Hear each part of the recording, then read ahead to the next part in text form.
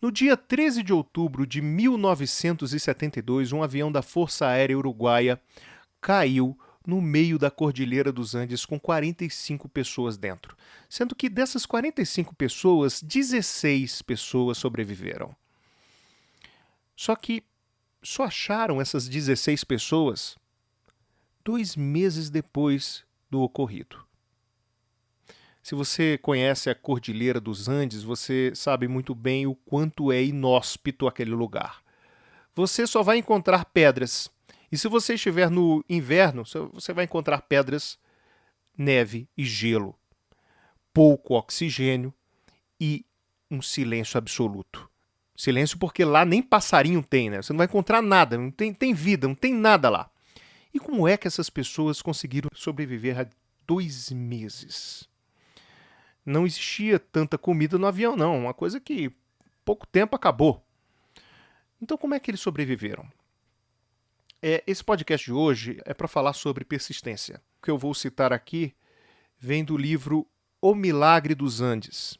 Esse livro ele foi escrito por Nando Parrado, é um dos sobreviventes dessa tragédia. O livro ele tem muito a ver com a sua vida, com a minha vida e com a vida de todos nós. Porque eu acho que foi um dos poucos livros que eu li que eu chorei. Pela força humana que aquele livro nos passa. É algo que vai lhe deixar muito pequeno. Os seus problemas vão ser mínimos depois que você ler esse livro. O Nando Parrado, ele foi um dos caras que lideraram lá o grupo que ficou vivo durante esse tempo todo. E o tempo todo ele fica brigando com o psicológico dele. É como se existissem duas forças dentro dele. Uma da carne, do cérebro, dizendo, olha, eu não vou conseguir, eu não aguento mais, eu não tenho comida, eu não tenho como subir essa montanha. E a outra força de vontade dele, a alma, o espírito, chamando ele como se tivesse uma energia à parte, dizendo, cara, vai, continua, você vai conseguir. Claro, a história é bem longa, não vou contar aqui, você vai ler o livro, mas existe uma passagem lá que tem muito a ver com a gente. Um momento em que ele decide procurar ajuda. Na verdade, ele imaginava que estava próximo do Chile, porque o piloto, antes de morrer, em momento de delírio, falava que a cidade de Santiago estava próxima. Segundo, sei lá, a cabeça dele. No final das contas, você vai ver, eu já vou adiantar que não estava. Não estava próximo. O Chile estava a muitas centenas de quilômetros de distância. Mas ele acreditava que estava logo após aquela montanha. E ele e um amigo dele subiram aquela montanha com muita dificuldade, imagina. Pessoas que viviam no Uruguai. O Uruguai não é frio, como é, claro, a Cordilheira dos Andes. Nem neve existe direito, se você for comparar. E eles, de repente, estavam num ambiente inóspito que não tinha nada a ver com a realidade deles, eles nunca tinham vivenciado aquilo ali, subindo uma montanha sem nenhum equipamento, nada. Você vê um cara que vai subir uma montanha, um cara que vai escalar uma montanha, ele leva milhares de equipamentos de segurança, eles não tinham nada. Num frio intenso, com pouquíssima comida, para você ter uma ideia, a comida que eles tinham era a carne humana dos corpos que tinham ficado lá, que tinham morrido, das pessoas que morreram. Aquilo ali é como se fosse um freezer. Então os corpos ficaram conservados e eles tinham que comer carne humana, para você ter uma ideia. E quando eles subiram essa montanha, eles levaram um pouco dessa carne e para você ver a força de vontade, né? E aí subiram. Quando eles subiram lá em cima, o Nando Parrado, ele começou a chorar. Começou a chorar porque ele viu a cordilheira toda na frente dele. E ele percebeu que após aquela montanha, que ele só via o pico da montanha, quando ele chegou lá no pico e olhou, existiam várias outras montanhas. Dezenas de outras montanhas que ele deveria enfrentar para poder chegar no Chile. Olha só. E ele realmente chorou. ele olhou e começou a chorar e gritar: Meu Deus, eu não acredito. E você acha que ele desistiu naquela hora? Não.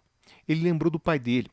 O pai dele falava o seguinte: olha, quando você quiser desistir, se você vai desistir naquele momento, por que você não desiste um pouco lá na frente? Já que você vai desistir ali mesmo. Então tenta mais um pouquinho. E foi com essa mentalidade que o Nando e o amigo dele seguiram. Quando eles pensavam em desistir, eles avistavam uma pedra lá na frente. Poxa, já que a gente vai desistir aqui, vamos desistir ali naquela pedra. Quando chegava na pedra, já que eu estou aqui nessa pedra e eu quero desistir, deixa eu desistir ali na frente, naquele barranco. E foi. E foi seguindo, passo por passo. Esses passos duraram 10 dias. 10 dias até avistarem um ser humano. A partir daí, eles encontraram ajuda e eles foram salvos. Claro, não foram só os dois, não. Os outros eram 16, os outros ficaram lá esperando. E quando eles acharam, eles pegaram um helicóptero, né? A força chilena, os carabineiros chilenos, né, e os bombeiros chegaram até os 16 sobreviventes de helicóptero. Não interessa o fim da história, eu estou contando aqui o fim da história, mas não interessa não. O que interessa é o meio do caminho. Isso que eu estou falando é uma coisa muito resumida perto do que você vai encontrar lá. São várias e várias pequenas histórias muito fortes, de uma força incrível, que com certeza vai tomar você e vai ajudar você nos seus projetos. Sempre que eu estou criando um projeto novo, eu lembro dessa história. E sempre que eu estou numa situação difícil, eu também lembro. Eu pratico um esporte chamado esporte de orientação, corrida de orientação. E também um outro tipo de corrida chamado corrida de aventura. Nesse tipo de corrida, tanto de orientação como o de aventura, é uma corrida onde você só tem um mapa. E nesse mapa existem diversos pontos dentro desse mapa que você tem que passar. A forma como você vai chegar nesse ponto, aí o problema é seu. Você pode escolher a rota que você quiser, mas existe um ponto lá. Na corrida de orientação, é toda feita a pé. Normalmente são corridas de 3 km, 4 a 10 km no máximo. Já numa corrida de aventura, você tem aí 50 km, 100 km, 500 km, mas eu não chego a tanto não. A maior corrida que eu já fiz de aventura foi pequena, né, para os padrões de uma corrida de aventura, que foram 80 km. Mas é claro, não são 80 km a pé. Você faz aí 15 km a pé, mais 30 de bicicleta, mais 2 km de caiaque, mais 1 km de nado, aí você pega a bicicleta de novo, faz mais 20 km, e aí nessa brincadeira de passa de esporte para outro, isso é muito legal porque lembra fases de jogos, né? Parece que você está numa fase que você está no meio de uma duna, de repente você se vê dentro de uma mata, aí logo depois você tá dentro de um lago, nadando, e aí você tá numa bicicleta no meio de uma pista. É muito engraçada a corrida de aventura e você não vai percebendo. Você não vai percebendo que você tá percorrendo ali 80 quilômetros. Mas é claro que no meio do caminho você vai ter que subir montanha. Às vezes você sobe 2 montanhas, 3 montanhas, como eu já fiz. E aí no meio do caminho você pensa assim, poxa, o que eu tô fazendo aqui, cara?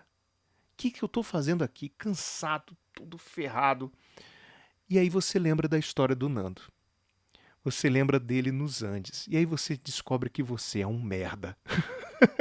É a verdade, a palavra certa é essa, você é um merda. Porque, pô, cara, você tá lá numa montanhazinha de 500 metros de altura e sofrendo.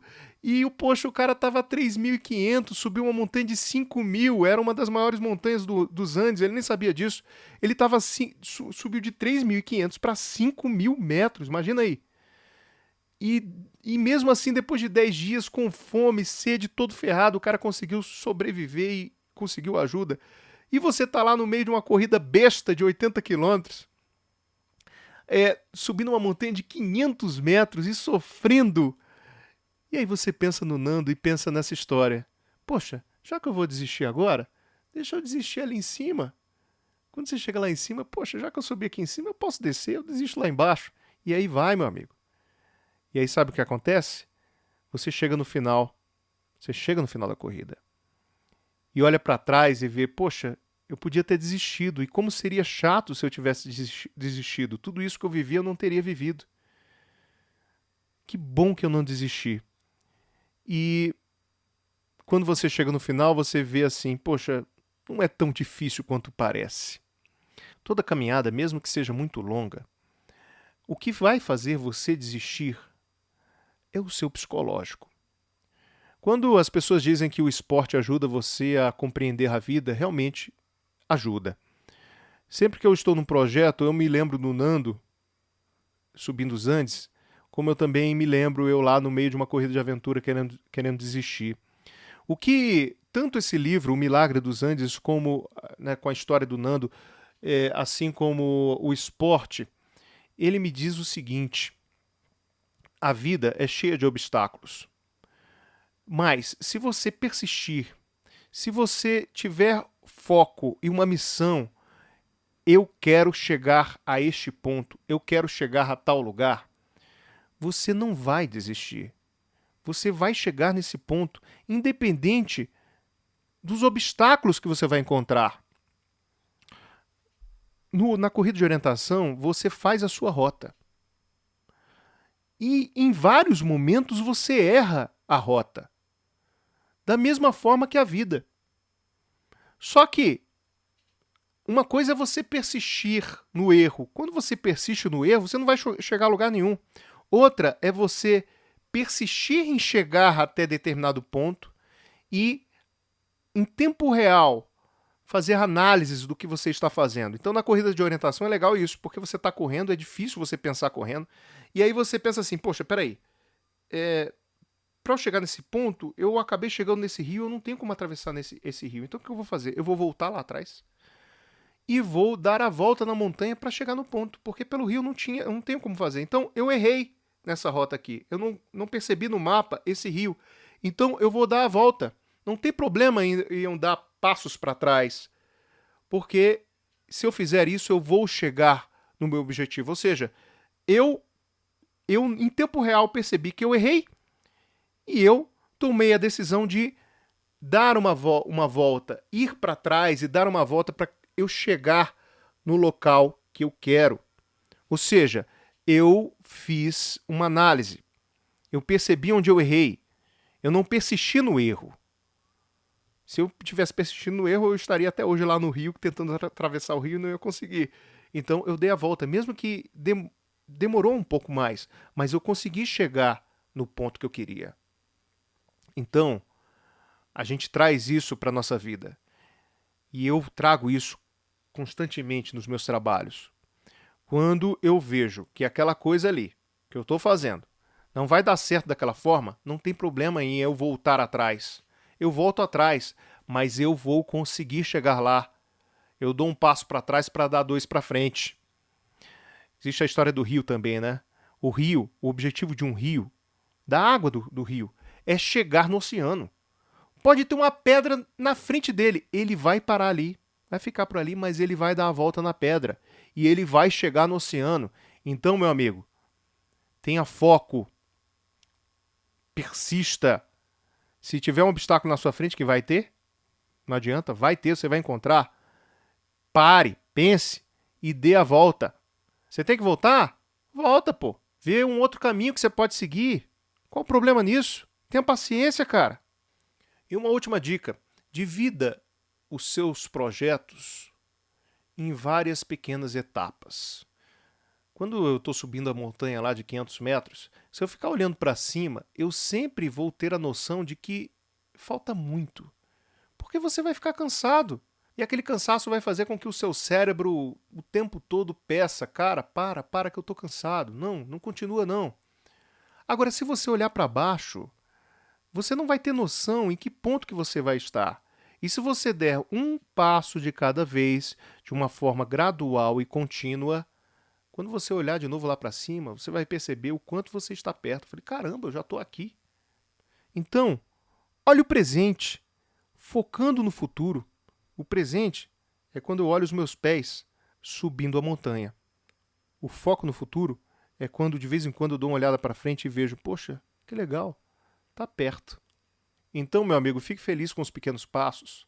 Você sabe quantos tijolos você precisa para construir uma casa aí de 80 metros quadrados? 5.000. Mais ou menos isso. O pedreiro coloca 5.000, cimenta 5.000 tijolos, um por um. Imagina. E, poxa, os pedreiros são muito persistentes, né? Porque a gente tem aí milhares de casas, milhões de casas construídas, e não só casas, prédios gigantescos. Que bom que eles são persistentes, né? Então, fique feliz com cada tijolo do seu projeto, do seu empreendimento que você colocar. Fique feliz com isso, isso vai motivar você a fazer o todo. E você vai chegar lá na frente, vai olhar para trás e vai pensar, poxa, valeu a pena. Então, meu amigo, força na peruca. Se você quer continuar me seguindo, entra lá em marcadevalor.com, se cadastra lá. Tem um monte de coisa bacana que eu compartilho com você, que eu vou compartilhar com você sobre marketing digital, marketing pessoal, empreendedorismo. Siga também o Viver de Curso, viverdecurso.com.br. Lá eu falo sobre empreendedorismo com cursos online. E não deixe de me seguir também no YouTube, youtube.com/Bruno Ávila. Se inscreve lá. E no Facebook, facebook.com/Cursos Bruno Ávila. Um abraço e até a próxima. Tchau!